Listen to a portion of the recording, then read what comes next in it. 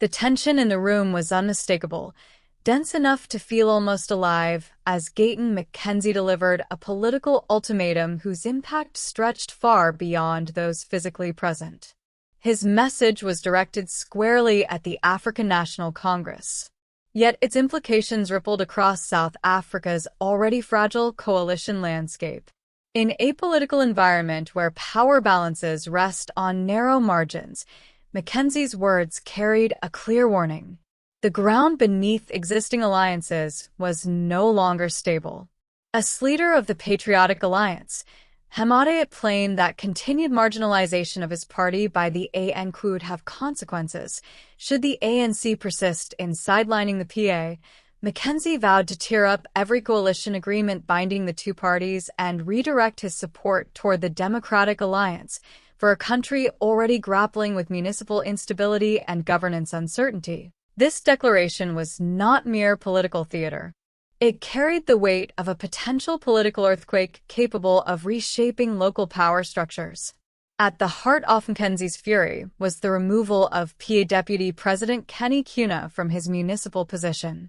To ANC officials, the decision may have appeared routine, a standard reshuffling of roles and responsibilities within local government.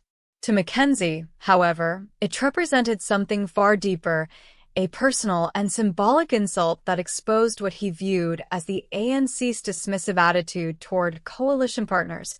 He accused the ruling party of treating the Patriotic Alliance as expendable, valuable only when its votes bolstered ANC numbers, and disposable the moment it became inconvenient.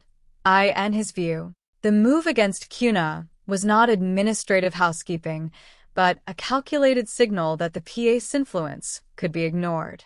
Without consequence, McKenzie did not temper his response. Speaking bluntly, he dismissed the notion that his role as a national minister entitled the ANC to manipulate his party at will.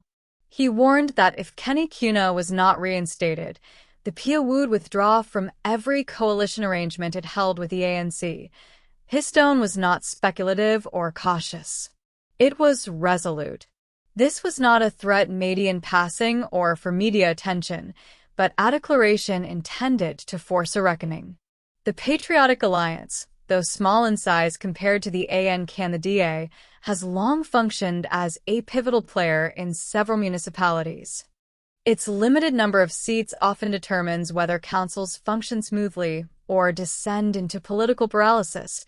McKenzie understood this leverage and was prepared to use it.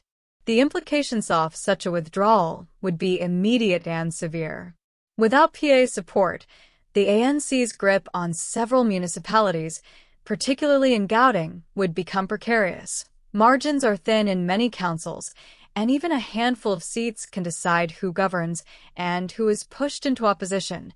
McKenzie escalated matters further by openly expressing willingness to align with the Democratic Alliance. Breaking one of South African politics' long-standing informal conventions, smaller parties have typically avoided declaring firm allegiance to either of the two dominant political forces, preferring flexibility and quiet negotiation.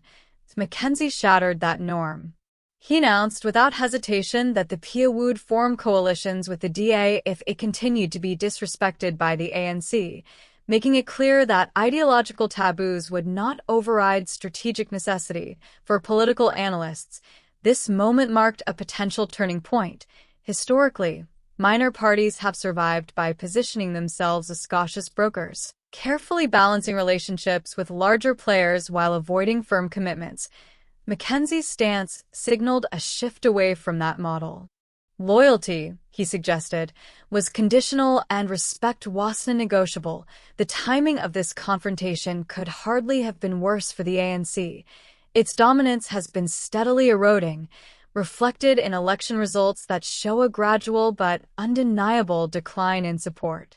Increasingly, the party relies in coalitions with smaller partners to maintain control in municipalities. Should the PA withdraw its backing and align with the DA, the balance of power in metros such as Johannesburg and Ekurhuleni could change dramatically, where every single seat holds decisive weight. From the DA's perspective, McKenzie's announcement likely sparked keen interest. The party has long spoken about consolidating opposition forces to challenge ANC dominance. Yet, translating that rhetoric into functional alliances has proven difficult. An open willingness from the PA to collaborate offers not only additional seats, but also a different political energy. McKenzie's popular style resonates with communities that often feel ignored by mainstream politics. His directness and confrontational approach could provide the DA with access to voters who are disillusioned, disengaged, or skeptical of traditional opposition messaging. In that sense, the potential alliance extends beyond arithmetic and into the realm of narrative and voter perception. Political commentators were quick to frame the stakes in stark terms.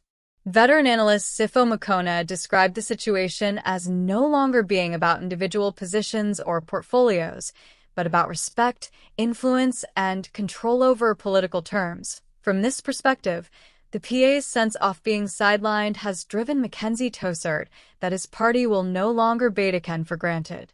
His ultimatum struck at the core of coalition politics, where survival depends not just on numbers, but on trust and mutual recognition. The ANC's apparent failure to maintain that balance now threatens to cost it dearly. Within the ANC itself, tensions are running high. Insiders acknowledged that the fallout from Kenny Cuna's removal has deepened mistrust and uncertainty among coalition partners. Privately, some officials concede that if the PA were to walk away, the ANC could lose control in key councils almost overnight. The party now faces a difficult choice: reverse Cuna's removal and risk appearing weak, or call McKenzie's bluff and gamble on maintaining control without PA support. Either option carries serious political risks and underscores the fragile position of the ruling party within a fragmented municipal landscape. For McKenzie, this confrontation extends beyond municipal appointments. It represents an assertion of relevance and a declaration that the Patriotic Alliance will not accept the role of apolitical afterthought.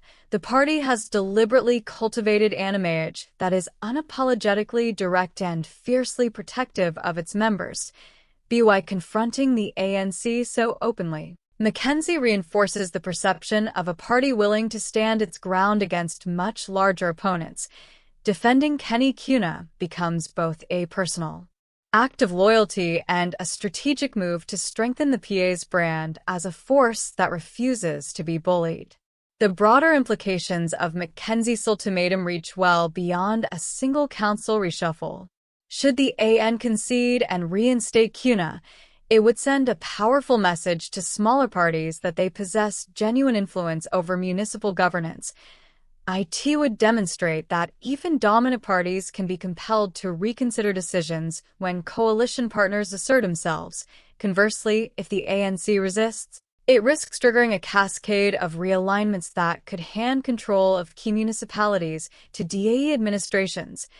Either outcome highlights the PA's capacity to disrupt the status quo and confirms that McKenzie's gamble is anything but routine posturing.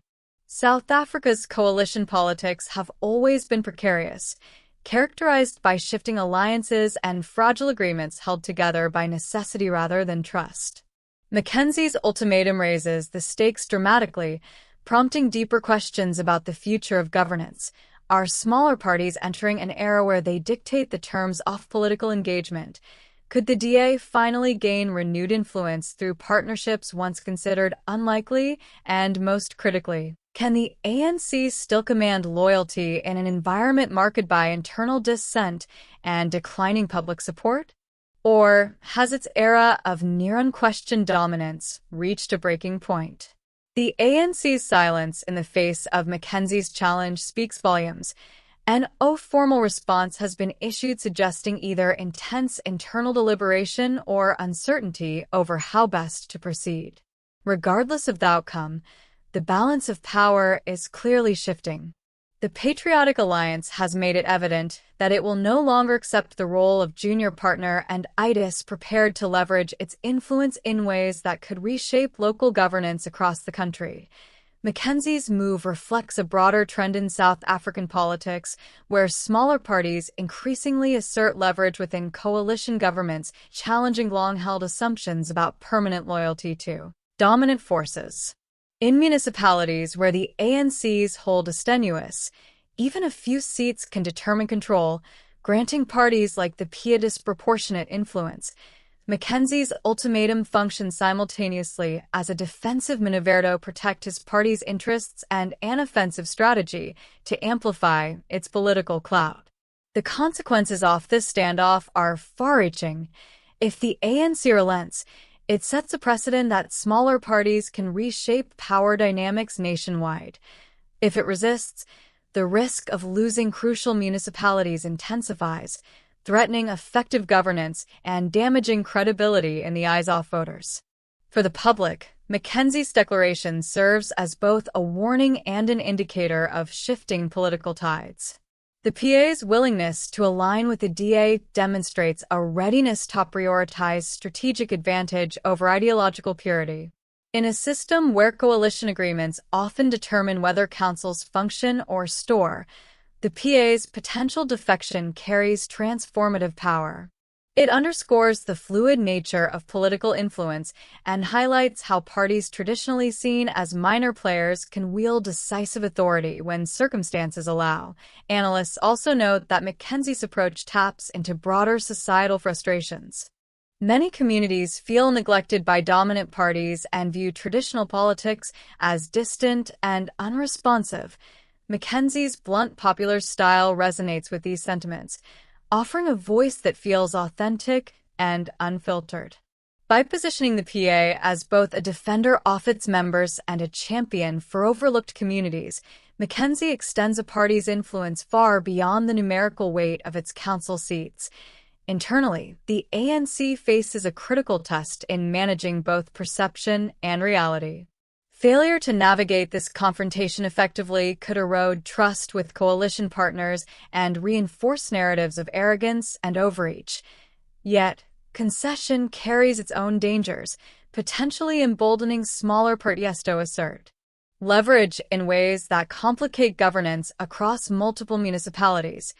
The stakes extend far beyond Kenny Kuna's position, touching on the very nature of power distribution in contemporary South African politics. As the country watches, several scenarios loom. Reinstating Kuna would signal that smaller parties retain the capacity to influence the ruling party decisively. Resistance could trigger a reshuffling of coalitions, destabilizing key councils, and reshaping alliances ahead of future elections. Either outcome underscores the precariousness of South Africa's coalition framework, where loyalty is conditional and influence depends on the willingness to assert it. Ultimately, McKenzie's ultimatum may be remembered as more than a single political threat. It could mark the moment when the ANC's long-standing dominance met a challenger willing to call its bluff publicly. The Patriotic Alliance has demonstrated that even a small party, if strategically positioned and assertively led, can exert influence capable of reshaping municipal politics. For the ANC, the message is clear: respect and negotiate with smaller partners, or risk watching influence slip away in councils, where every seat matters. South Africa now waits, uncertain but attentive, as the next move in this stakes political chess game unfolds. Point 1: reality is already clear. The balance of power is shifting, and the era of conditional loyalty has begun.